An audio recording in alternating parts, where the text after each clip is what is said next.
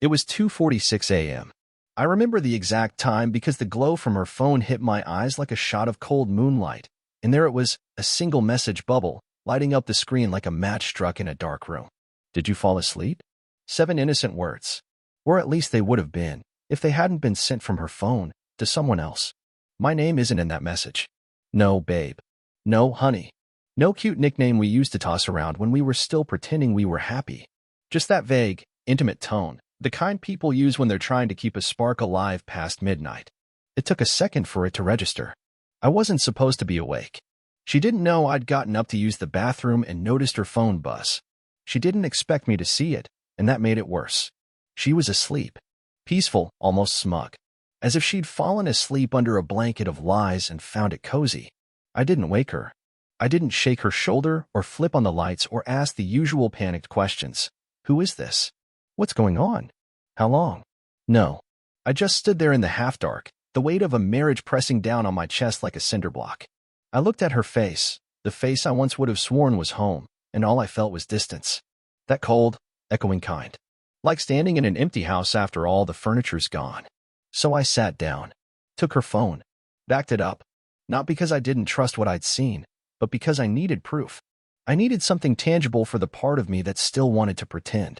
That sad little corner of my brain that whispered, maybe there's a good explanation. There wasn't. I read enough to know that I wasn't crazy. Enough to see the patterns. The late-night messages. The inside jokes I wasn't a part of. The compliments she never had for me anymore. And the worst part? She laughed in texts. All the time. I hadn't heard her laugh in months. So I stood up, packed my bag. Just the essentials, clothes, laptop, chargers, passport.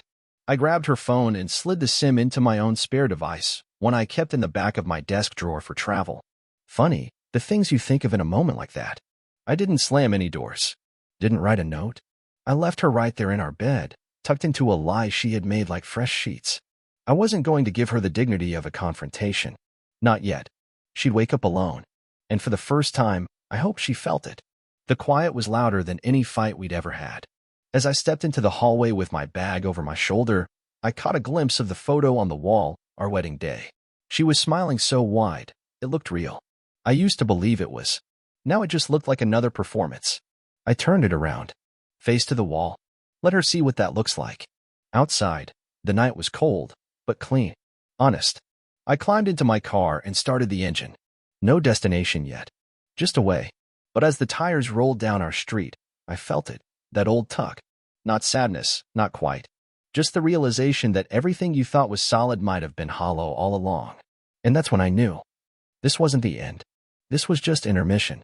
They say when someone starts treating you differently, it's not always because you changed, sometimes. It's because they've started treating someone else like you. I didn't want to believe it. Not at first. After I left that night, I drove aimlessly. No destination, just a mental fog and half a tank of gas. I checked into a modest hotel, the kind with stiff pillows and soft lies on the review page. I lay awake on the paper-thin mattress, her voice echoing in my mind, not saying much, which was kind of the problem lately. The next morning, I did what most men in denial do when their world starts unraveling. I went to work like nothing had happened. Because if I acted normal, maybe it would be. Maybe I'd get a text. Maybe I'd come home, and she'd say something simple, something plausible. I was messaging my cousin, or it was a meme, or you're overthinking it again. And part of me would want to believe her. Again. But the message was still on my screen. Did you fall asleep? You don't send that to your cousin. Not unless you're from a town with one traffic light and a scandal waiting to happen. By day 3, the silence from her was deafening. No calls. No, where are you? Not even a why'd you take my phone? Which told me everything I needed to know. She wasn't panicked, because she already had someone making her feel less abandoned. Then she texted. Dinner. 7 p.m. Look Canopy. We need to talk. Look Canopy. Fancy name for a place with pretentious small plates and oversized wine glasses. The kind of place she used to say felt too artificial. The kind of place she now apparently loved. I got there 10 minutes early, because that's who I am. Or was. I asked for the reservation under her name, and the hostess smiled like she knew something I didn't. Right this way, sir. She led me past couples locked in polite conversation and lonely businessmen flirting with their salads. And there, at the far end of the room, was Ashley, my wife, sitting across from a man I'd never seen in person, but knew too well by text. He stood when I arrived, smiling, confident, wearing a blazer like he owned the company, the street, and maybe even the building. His jaw could have cut marble. The kind of guy whose cologne enters a room 3 seconds before he does. Ashley gestured to the seat across from her like this was just a regular Tuesday night. "This is Chase," she said. "From work." "Oh, from work." The two most dangerous words in a married man's vocabulary. Chase nodded. "I've heard a lot about you."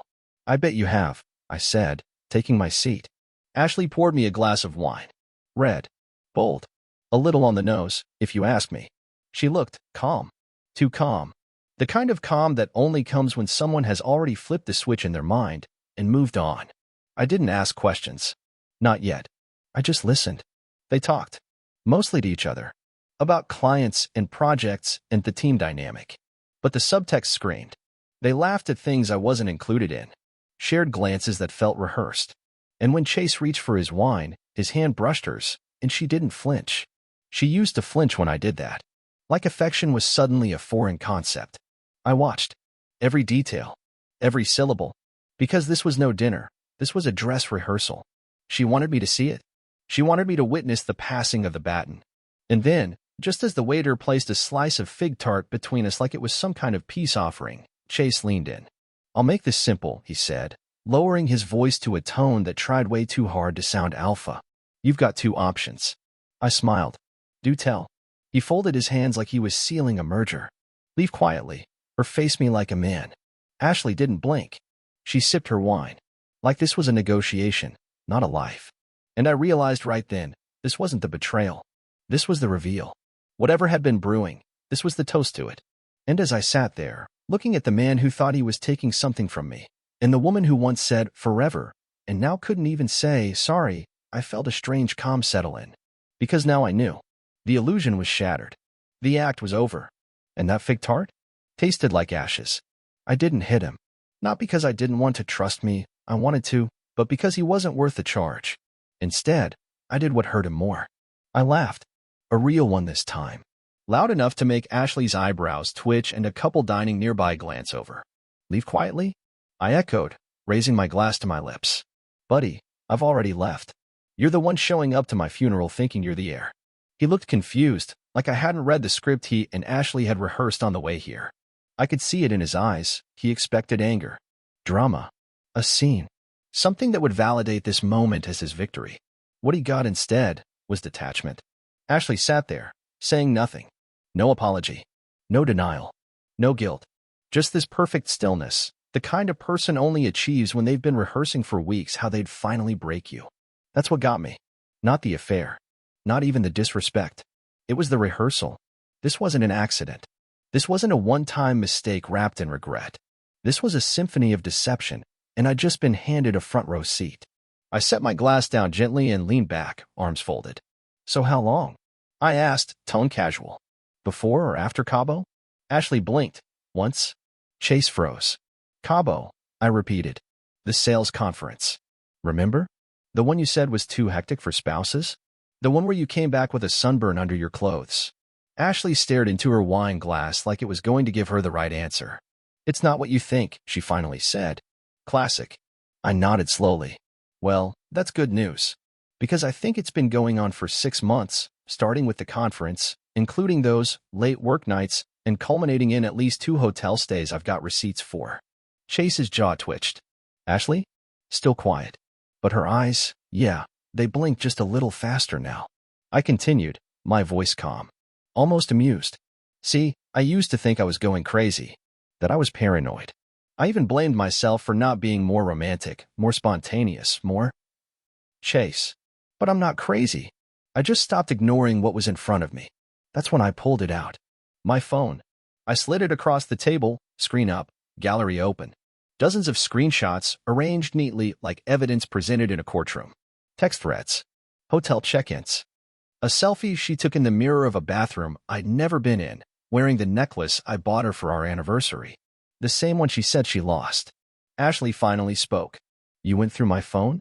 Now that made me laugh again. "I backed up your phone, sweetheart. While you were sleeping. while you were lying next to me, texting him.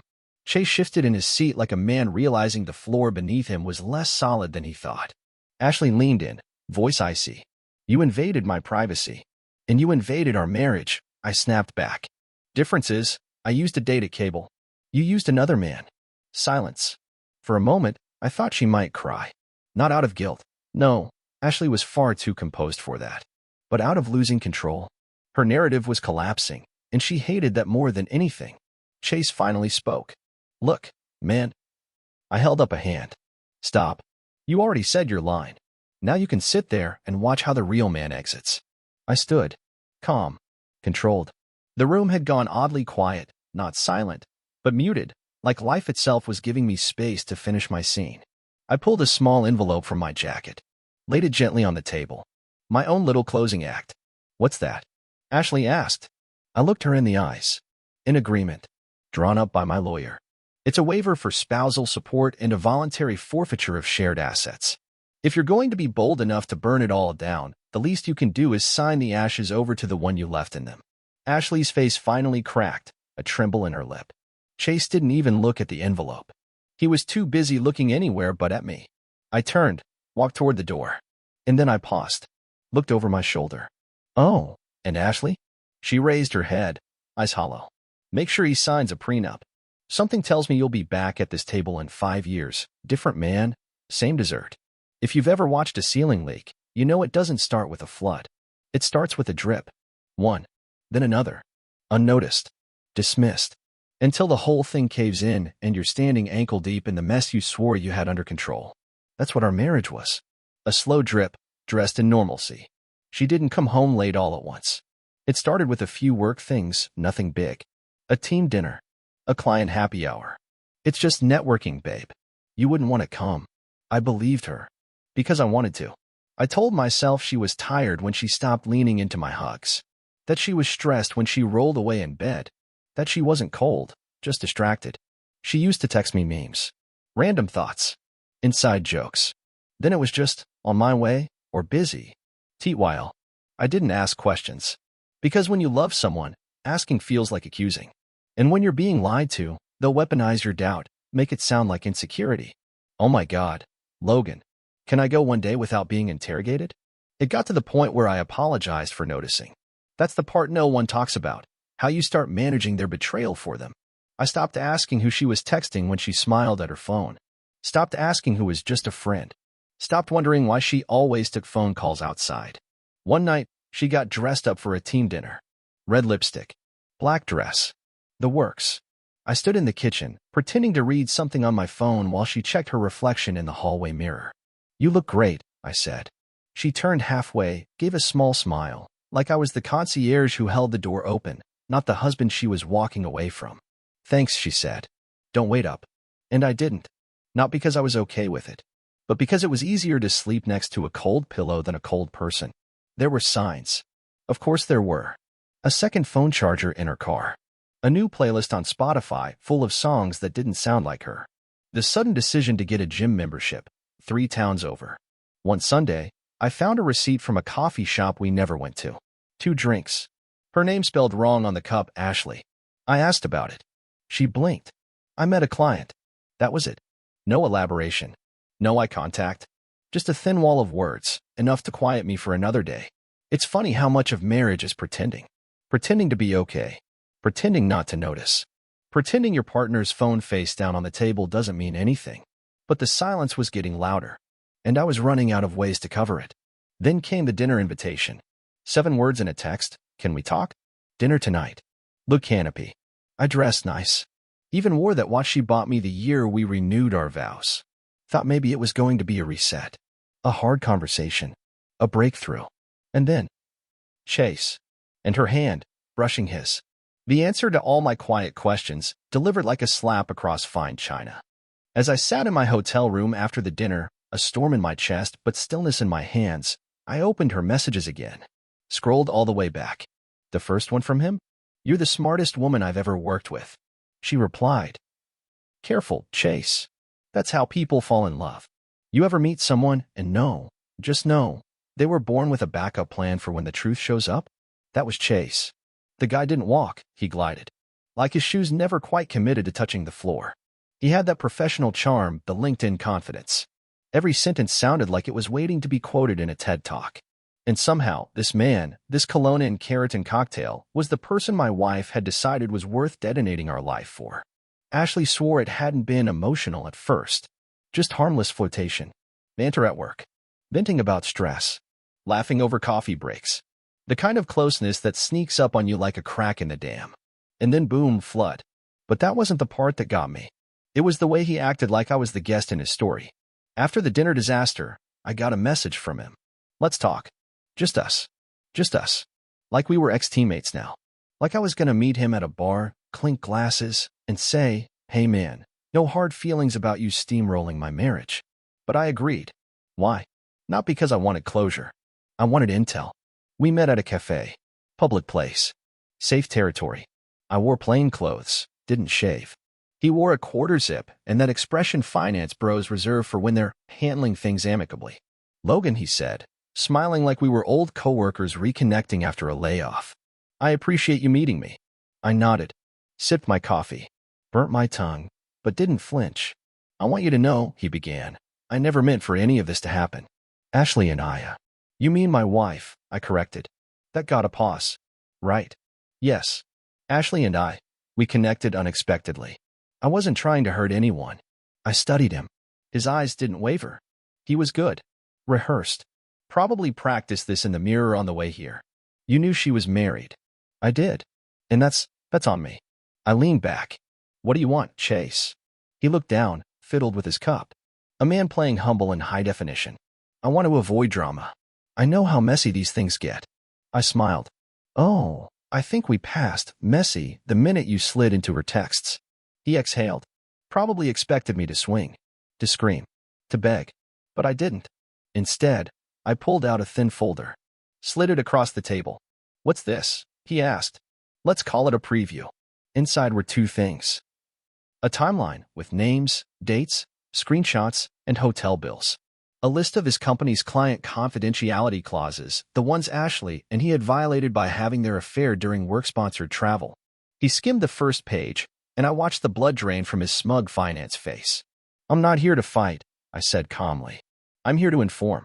His eyes lifted slowly. You think you can blackmail me? No, I replied. I think I'm giving you options. See, I had done my homework. Turns out Chase wasn't just some random suit. He was 2 levels above Ashley. A supervisor.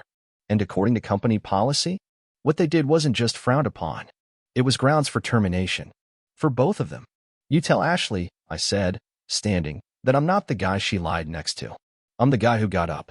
As I left, I glanced back once. Chase was frozen. Not afraid. Unsettled. That was better. Because fear fades. But that kind of unease? That lives in your bones. Back at my hotel, I opened the envelope again. My preview had one more thing inside. A short, handwritten note. No signature. Just 6 words. Not revenge. Just consequences. L, you ever watch someone light a match in slow motion? That was me, deliberate, calm, steady hand.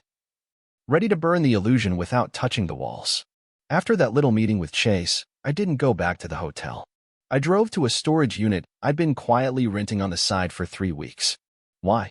Because you don't plan a campaign from a hotel room with thin walls and weak Wi-Fi. Inside the unit, a desk, a laptop, a printer, and a growing archive of truth. Documents, messages, emails, screenshots, even a few voice recordings, courtesy of a baby monitor I forgot to turn off one night she FaceTimed him while I was asleep. Ashley never figured out the little red light on the shelf meant recording. I wasn't planning to use it in court. This wasn't about lawyers. It was about exposure. See, people like Ashley and Chase, they don't fear confrontation. They prepare for it. They expect a storm, an explosion, something dramatic they can cry about later and say, he lost it. He went crazy. He embarrassed himself. But what they don't expect is clarity, control, silence. So I waited. Let them think I'd vanished. Gave them room to celebrate. Ashley posted a story the following weekend. Wine, city lights, her hand ringless, holding his. No tag. Just vibes. Subtle, but not to me. She had already rewritten the narrative. She'd outgrown me. We'd grown apart. Probably told her friends it was complicated, when in reality, it was just calculated. And I was almost impressed. Almost. Because now I had everything I needed. A few days later, I sent the first letter. Anonymous. Typed. No return address. It went to Chase's regional manager. Inside, a printed copy of his and Ashley's hotel stay, charged to the corporate card. Attached, timestamps of their activity during work hours, a photo of Ashley in a company polo shirt, in bed. Professionalism never looked so cozy. I didn't include a threat. No demand. No explanation. Just facts. Let them draw their own conclusions. 3 days later, Ashley called me. Blocked number. I let it ring. She left a voicemail. Voice trembling, half angry, half scared. Logan, I don't know what you're doing, but you've gone too far. You're going to ruin everything. Everything. Funny choice of words. She never called our marriage everything. But this new life? That was sacred, apparently. Then came the drop. I created a Google Drive folder. Title, for transparency. In it, a curated, chronological archive of their affair. Nothing explicit. No revenge porn. Just context. Screenshots. Photos. Calendar overlaps. Even one of Ashley's emails where she talks about me like I'm a non-player character in her life. That one hit different. I shared the link with exactly 6 people. Her parents. My parents. Chase's ex-girlfriend. Yes, he had one. Still, on a break, apparently. The HR department at their firm. Ashley's best friend Lacey, the one she lied to most. And, of course, Ashley herself. No subject line. No message. Just the link. And then, nothing. I didn't answer calls. I didn't reply to texts. I let the truth do what truth does best, work quietly. By the time the week ended, Ashley's Instagram went dark. Chase's LinkedIn status changed from manager to open to work. And me? I was at a coffee shop, smiling, writing, free. And for the first time in months, my phone buzzed with something new. A message from an old friend. Saw the folder. Damn, man. That was cold. No. It was clean. She showed up on a Tuesday. Didn't call. Didn't text. Just appeared, like guilt in human form. I heard the knock on my door before I saw her face through the peephole. Ashley. No makeup. No jewelry. Dressed like she was headed to a funeral. In a way, she was. I opened the door. Slowly. Calmly. She looked at me like I was someone else. Maybe I was. Can we talk? She asked. I said nothing. Just stepped aside. She walked in like a ghost revisiting her own life, touching things like they still belonged to her. The couch. The framed photo of us from 3 years ago. The one she never took down, even when she emotionally moved out. I saw the folder, she said softly, sitting down. I nodded. She looked up, eyes already glossy. You could have ruined me. I let that hang in the air. Then finally spoke. You ruined yourself. I just gave people a flashlight. Her lip trembled. I made a mistake. I let out a quiet laugh, not bitter, just tired. No, Ashley. Leaving the oven on is a mistake. Lying for months? Sneaking around during business trips? Gaslighting me until I questioned my own sanity? That's not a mistake. That's maintenance. She sat still, the silence pressing down on her. I wasn't happy, she said, voice cracking. We weren't happy. And you thought betrayal would fix that? No, she whispered. But I thought you'd forgive me. That stopped me. She didn't say, I thought you didn't know. She said, I thought you'd forgive me. Like she planned on my mercy. Like my heartbreak had a shelf life. You always forgave me before, she added. I thought maybe this time too. I stepped forward. This isn't about forgiveness, Ashley. It's about respect. You ended that long before I ended us. She stood up. So that's it? You hate me now? No, I said. I understand you now. And that's worse. You'd think after a visit like that, I'd feel closure. But closure's not a door someone else opens for you. You have to build it yourself. That night, I sat alone. No drink. No distractions. Just me, the quiet, and the final pieces of a puzzle I didn't ask to start. I replayed it all. The late nights. The weird smiles. The way she'd go cold when I reached for her hand. How I used to blame myself for the distance, thinking maybe I wasn't enough. But now I saw it for what it was. She didn't fall out of love with me. She fell out of love with honesty. Because honesty makes you look at yourself. And Ashley didn't like mirrors that didn't flatter. So she found someone who only saw her best angles. Who didn't know her history, her flaws, her temper, her fears. She left a life of depth for one of reflection. But here's the twist. When the lights go out, mirrors don't show you anything. I wasn't broken. I wasn't cold. I wasn't boring. I was real. And that's something her fantasy life could never compete with. 2 weeks later, I sent her a letter. Not a text. Not an email. A real letter, handwritten. No return address. Inside, just one page. Ashley, you once asked if we could ever be friends again. You said you missed the way we used to talk. The way I made you feel safe. But you mistook safety for permission. You mistook my silence for weakness. My forgiveness for naivety. My love for stupidity. And still, even after everything, you wanted a soft landing. So here it is. I forgive you. Not because you deserve it, but because I do. I forgive you so I can live without dragging your shadow through my future. I forgive you so I can breathe without bitterness. But we are not friends. We are not a story waiting for a reunion. We are a lesson. One I had to live through, to live better after. Take care of yourself. I'll be taking care of me now. L. I never expected a reply. Didn't need one. It wasn't a message to her. It was a declaration from me. People think betrayal is the end. But it's not. It's a beginning, if you let it be. I rebuilt. Quietly. Patiently. Started going to the gym again, not for revenge body, but for me. Picked up cooking. Read books that weren't about fixing a broken marriage. Laughed more. Slept deeper. I stopped explaining myself. Stopped shrinking to make someone else feel big. And then, months later, at a bookstore, I met someone. No spark. No instant connection. Just a stranger who laughed at the same sarcastic blurb on a back cover. She didn't ask about my past. Didn't pry. Didn't push. She just listened. And for the first time in a long time. So did I. Not to the echoes of what I'd lost, but to the sound of something quietly healing. Not all wounds need closure. Some just need space to become scars. And scars? They're proof you survived what tried to erase you.